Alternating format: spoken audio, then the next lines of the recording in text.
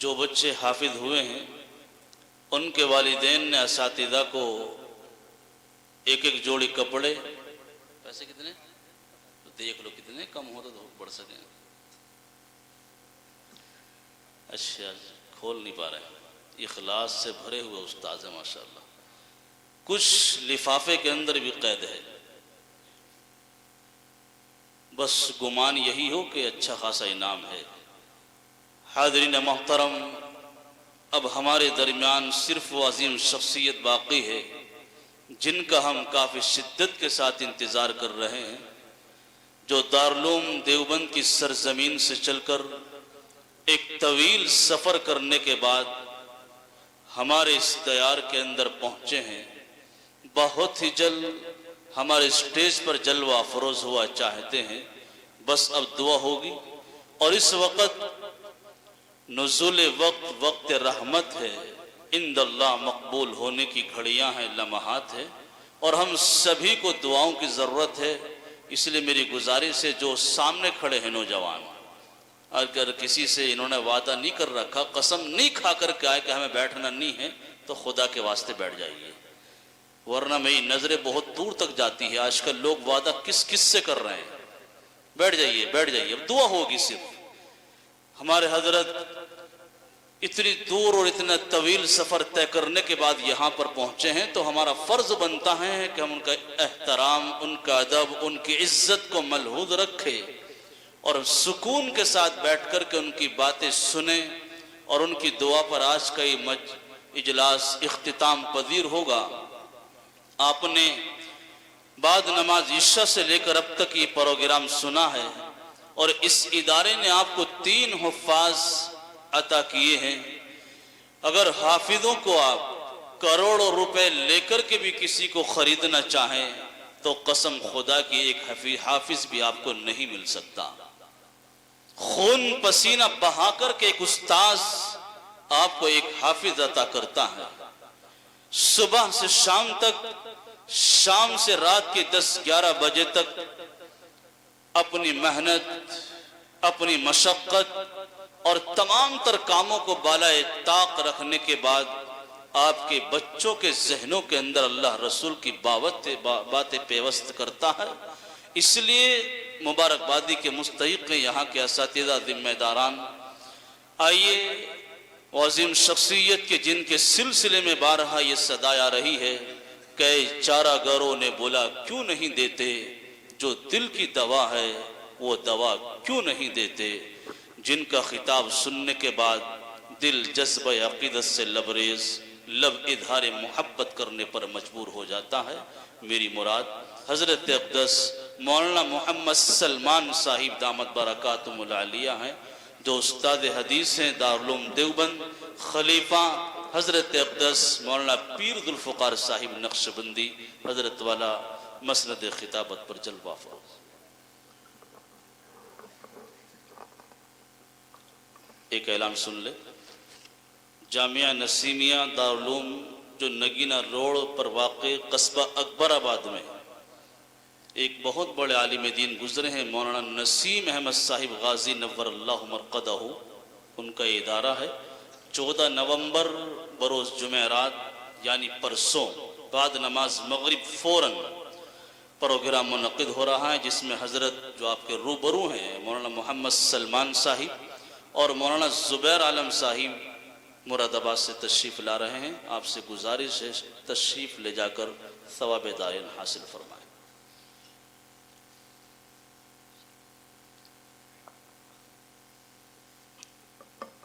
بسم اللہ الرحمن الرحیم.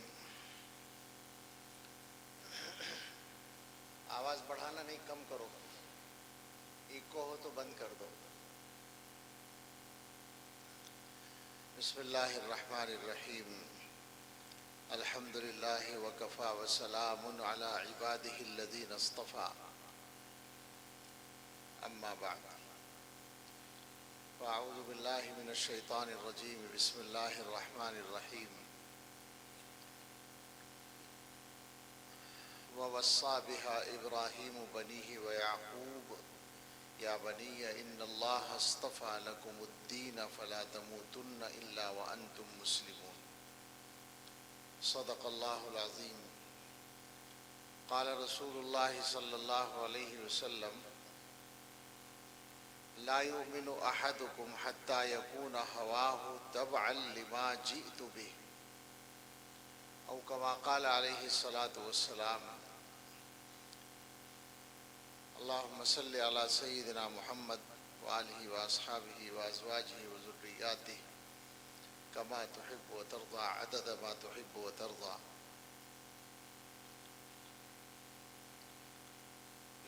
جلسہ آپ کا بہت دیر سے چل رہا ہے اور پورا ہو چکا ہے صحیح معنی میں۔ غالباً شروع ہونے میں دیر ہوئی کچھ، بیان تو دو ہی علماء کے ہوئے ہیں میری معلومات کے مطابق، حضرت مولانا کلیم الزما صاحب کا دامت برکاتہم، اور ایک اور کن کا تھا، مولانا محمد نعمان صاحب۔ میں کافی دیر سے آیا تھا مگر کافی دیر ہو گئی آئے ہوئے، جلسہ لمبا ہو گیا دیر سے شروع ہونے کی وجہ سے، اور اس اعتبار سے اب آپ کے لیے بھی مناسب نہیں رہا اور میرے لیے بھی کہ بات کوئی لمبی ہو، اور ضرورت بھی نہیں۔ لیکن جب ایک نظام میں کسی آدمی کا نام طے ہوتا ہے تو اس کی ڈیوٹی ہوتی ہے کہ وہ کچھ ضرور کہے۔ ثواب کا بھی آدمی امیدوار ہوتا ہے، اللہ کرے سارے ہی بیان قبول ہو، جلسہ قبول ہو، نافع بن جائے۔ میں جلدی جلدی دو تین باتیں آسان سی کہتا ہوں۔ پہلی بات تو یہ ہے کہ جو علماء نے بیان کیا ہو آپ کے سامنے، اس کو غور کر کے یاد کریں کیا کیا بیان ہوا، اور اس کو عمل میں لانے کی کوشش کریں۔ چونکہ ان بیانات کا مقصد آپ کے سامنے کوئی امتحان دینا نہیں ہوتا کہ آپ کو سنانا ہے کہ دیکھو بھئی نمبر 2 کون مقرر اچھا ہے، یہ مقصد نہیں ہوتا، بلکہ دین کی بات بھئی کیوں اس کو بڑھا دیا، دین کی بات پہنچانا مقصد ہوتا ہے، اور یہ مقصد ہوتا ہے بولنے والے یہ نیت کرتے ہیں کہ ہمیں بھی اللہ تعالیٰ عمل کی توفیق دے اور ہمارے سننے والوں کو بھی دے۔ تو جو باتیں یہاں ہوئی ہوں گی یقیناً علماء ہمارے معتبر علماء تھے، مولانا سے تو میں اچھی طرح واقف ہوں، آخر والے جو تھے، اور وہ بھی متعارف ہی ہوں گے، میں فی الحال نہیں پہچانا، تو معتبر اور اچھی باتیں آپ کے سامنے آئی ہوں گی، تو یاد کریں باقاعدہ سوچ کر کہ کیا کیا ہمارے سامنے کہا گیا تو ہم اس پہ عمل کریں۔ ایک بات مجھے جو کہنی ہے وہ مدرسے کے متعلق ہے، وہ تو یہی ہے کہ مدرسے کی کارگزاری آپ کے سامنے ہے، 3 طلبہ حافظ ہوئے ہیں۔ یہ جو حفظ کا سلسلہ ہے قرآن کریم کا، یہ دنیا کا سب سے مبارک عمل ہے۔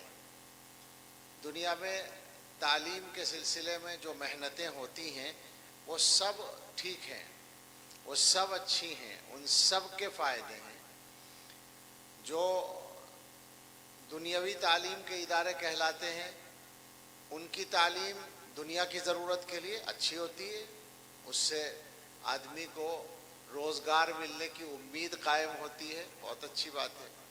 جو دین کی تعلیم کے ادارے ہیں، مدرسے ہیں یا اور اس طرح کے ادارے، ان میں جو کچھ پڑھایا جاتا ہے وہ سب دین ہوتا ہے، اور وہ بہت افضل ہے دوسرے اداروں سے، لیکن ان دینی اداروں میں جو کچھ پڑھایا جاتا ہے اس میں سب سے افضل یہ اللہ کا کلام ہے جو پڑھایا جاتا ہے، جو یاد کرایا جاتا ہے بچوں کو۔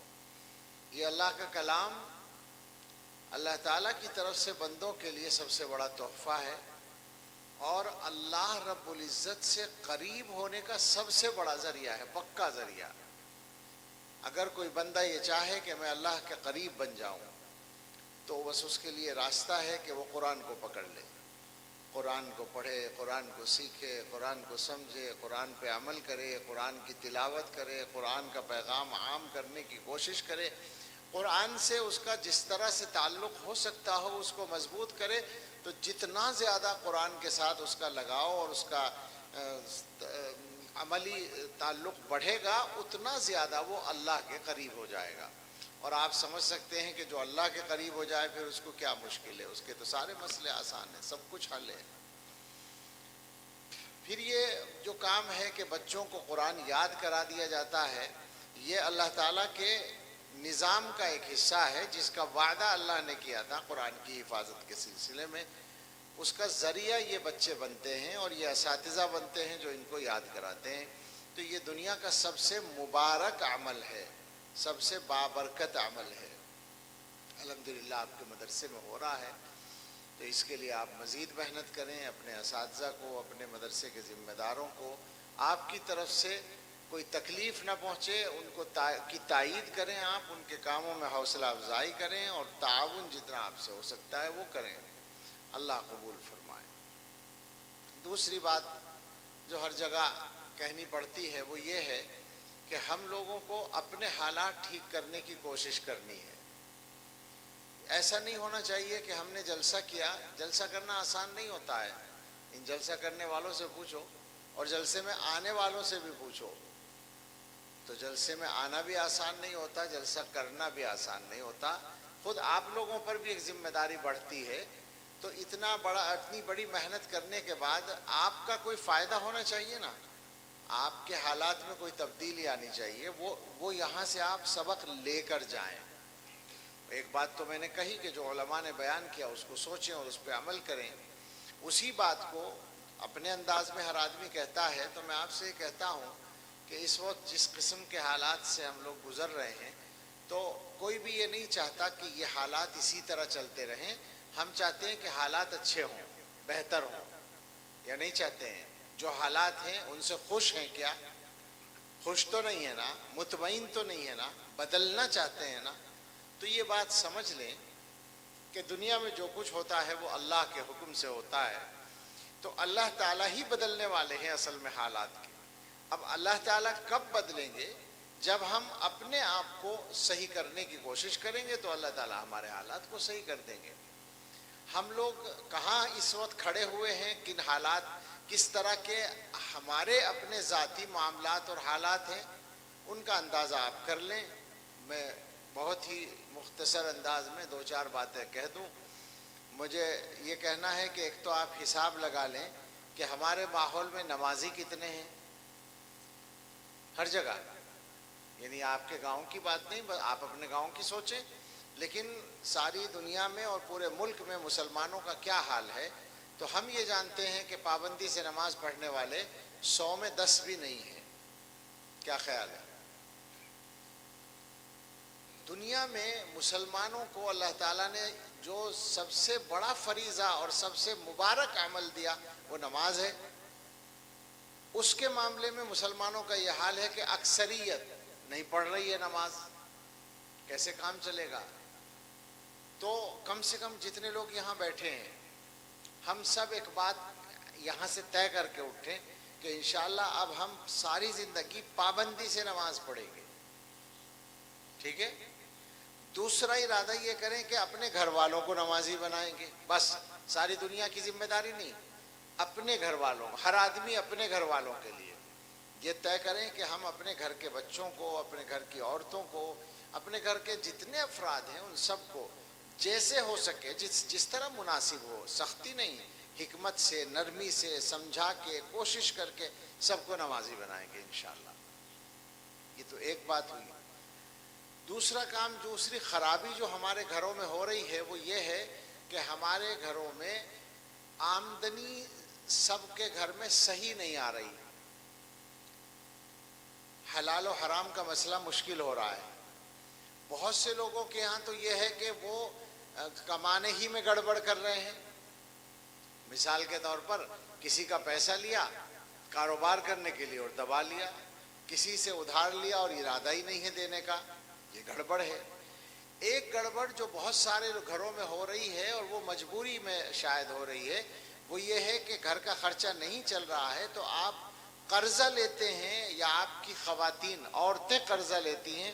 اور کہاں سے لیتی ہیں؟ جہاں سود دینا پڑتا ہے یہاں بھی جی, سب جگہ ہے. میں اپنی بات دہراؤں گا جو میں تقریباً ہر جگہ کہہ رہا ہوں. گزشتہ 6-7 سال کے عرصے میں ہندوستان کے ہر علاقے میں گیا ہوں اور تقریباً ہر جگہ میں نے یہ بات چھیڑی ہے کہ سودی قرضہ تو نہیں ہے کہیں بھی. یعنی چھوٹے علاقے کی بات نہیں کر رہا میں, کشمیر سے اور کیرلا تک ہر جگہ, اور گجرات اور راجستھان سے آسام اور تریپورہ تک ہر جگہ, بیچ کے سارے صوبے اور اپنے علاقوں کے تو سارے ضلع اور بعض ضلعوں کے اکثر مقامات جیسے بجنور ہے, سہارنپور ہے, مظفر نگر ہے, بہت ساری جگہوں پر کوئی جگہ ایسی نہیں ملی جہاں سودی قرضے میں پھنسے ہوئے نہ ہوں لوگ. میں بس ایک بات کہوں گا کہ حدیث میں یہ ہے کہ اللہ تعالیٰ سود لینے والے پر بھی لعنت کرتے ہیں اور دینے والے پر بھی لعنت کرتے ہیں. ہم اگر لینے والے نہیں بنے تو دینے والے بن گئے نا. اب اللہ لعنت اگر آئے گی تو حالات کیسے ٹھیک ہوں گے, برکت کہاں سے آئے گی مجھے بتائیں. تو کیا کرنا ہے؟ سودی قرضے کی چھٹی کرنی ہے. آسان نہیں ہوگا مجھے معلوم ہے, مگر ظاہر بات ہے کہ ہم مسلمان ہیں تو ہمیں اللہ کی لعنت سے تو اپنے آپ کو بچانا ہے نا. تو یہاں سے آپ طے کر کے اٹھیں, اپنے اپنے گھروں میں معلوم کر لیں. اگر آپ کو پتہ نہیں اپنی عورتوں سے معلوم کریں, چونکہ سودی قرضہ دینے والی سوسائٹیاں عام طور پر عورتوں کو قرضہ دیتی ہیں اور اس کے نقصانات کہاں تک پہنچتے ہیں یہ کہتے ہوئے اچھا نہیں لگتا, مگر صحیح واقعات ہمارے علم میں ہیں. بڑی مصیبت ہے, تو اس لیے نکالیں اس کو.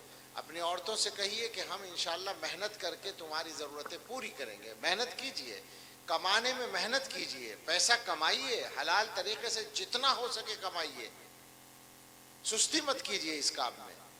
اپنے گھر کی ضرورت بھر تو ضرور کمائیے, حلال راستے سے کمائیے, اور اپنے گھر والوں سے کہیے کہ دیکھو حلال کما کر ہم لائیں گے, اور اگر کسی وقت اللہ نہ کرے کوئی تنگی ہو تو تمہیں برائی کی طرف نہیں جانا ہے, سودی قرضے کی طرف نہیں جانا ہے. تنگی ترشی سے جیسا وقت پڑے گزار لیں گے, اللہ تعالیٰ پھر برکت دیں گے. میں یقین آپ کو دلا سکتا ہوں کہ اگر آپ نے یہ طے کر لیا کہ گھر میں حرام قرضے کا پیسہ نہیں آنا, کسی بھی طرح کا حرام پیسہ نہیں آنا, تو انشاءاللہ کچھ ہی دنوں کے بعد برکتیں آ جائیں گی اور آپ کے گھر کا ماحول بدل جائے گا, آپ کی اولادیں اچھی ہو جائیں گی انشاءاللہ. کیا ارادہ ہے؟ کریں گے بھائی؟ پیچھا چھڑائیے, سودی قرضے سے پیچھا چھڑائیے, اس کے علاوہ راستہ نہیں ہے. ہمارے حالات ٹھیک ہونے کا کوئی ذریعہ نہیں ہے. دنیا کی حکومتیں ہمارے معاملات کو ٹھیک نہیں کر سکتے. اس کے علاوہ ایک مصیبت جو پورے ملک میں پھیلی ہوئی ہے وہ نشے کی مصیبت ہے. یہاں بھی ہوگی. کچھ لوگوں کو نشے کی عادت باقاعدہ ڈلوائی جاتی ہے, اس کام کو کرتے ہیں لوگ. اور اس وقت جو صورتحال ہے وہ یہ ہے کہ غیروں سے زیادہ ہم میں نشہ, میں جہاں تک جانتا ہوں, بدترین بات ہے, شرم کی بات ہے, ڈر لگتا ہے, کہتے ہوئے بھی اچھا نہیں لگتا, مگر جو سچائی ہے اسے نہ کہیں تو کام کیسے چلے. تو جو بھی لوگ نشے کے عادی ہیں یا جن کے متعلقین میں کوئی ایسا ہے, کوشش کر کے محنت کر کے اس مصیبت سے پیچھا چھڑائیں. گھر آباد ہو جائیں گے, حالات ٹھیک ہو جائیں گے انشاءاللہ. اور اس کے علاوہ بہت سارے گناہ ہیں جو ہو رہے ہیں.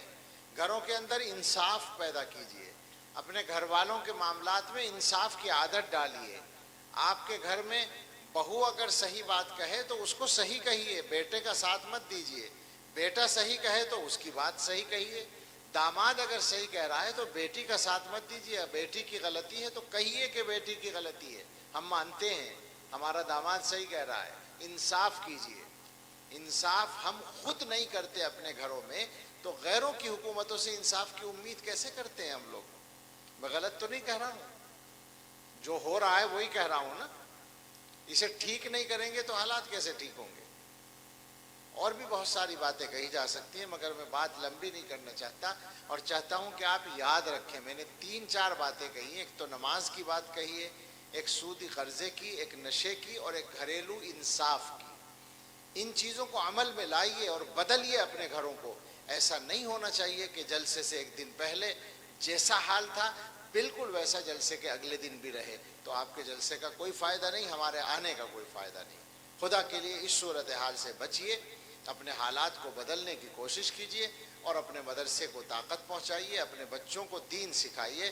یاد رکھیے کہ ہمارے بھی اور ہمارے بچوں کے بھی ایمان پر قائم رہنے کے لیے ضروری ہے کہ ہم بہت جلدی اپنے حالات کو ٹھیک کر لیں، ورنہ لوگوں نے تو پلان بنا رکھے ہیں، کلمے سے ہٹانا کا پروگرام ہے، کلمے کا پڑھنے کے لائق بھی ہمارے بچے نہ رہیں، جہنم میں سیدھے جانے کے لائق ہو جائیں، مستحق ہو جائیں اس کے۔ سوچئے ذرا کتنی خراب بات ہوگی، کتنی بدترین بات ہوگی۔ اس سے ہمیں اپنے آپ کو بھی بچانا ہے، اپنے بچوں اور نسلوں کو بھی بچانا ہے۔ اللہ مجھے، آپ کو اور تمام اہل ایمان کو ان باتوں کو سمجھنے کی توفیق دے اور اپنے حالات کو صحیح کرنا ہمارے لیے اللہ آسان فرمائے، آمین۔ وآخر دعوانا ان الحمدللہ رب العالمین۔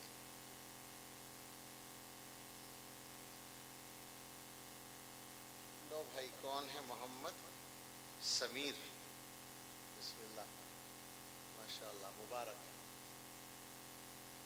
یہ کون ہے؟ ابو ذر،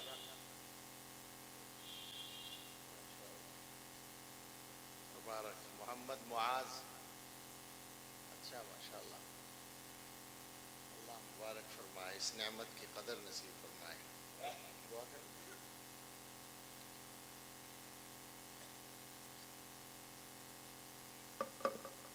سبحان ربی العلی الاعلی الوہاب، اللہم صلی علی سیدنا محمد وآلہ واصحابہ وازواجہ وذریاتہ کما تحب وترضى عدد ما تحب وترضى، ربنا آتنا فی الدنیا حسنة وفی الآخرة حسنة وقنا عذاب النار، ربنا لا تزغ قلوبنا بعد إذ هديتنا وهب لنا من لدنك رحمة إنك أنت الوهاب، ربنا هب لنا من ازواجنا وذریاتنا قرۃ اعین واجعلنا للمتقین اماما۔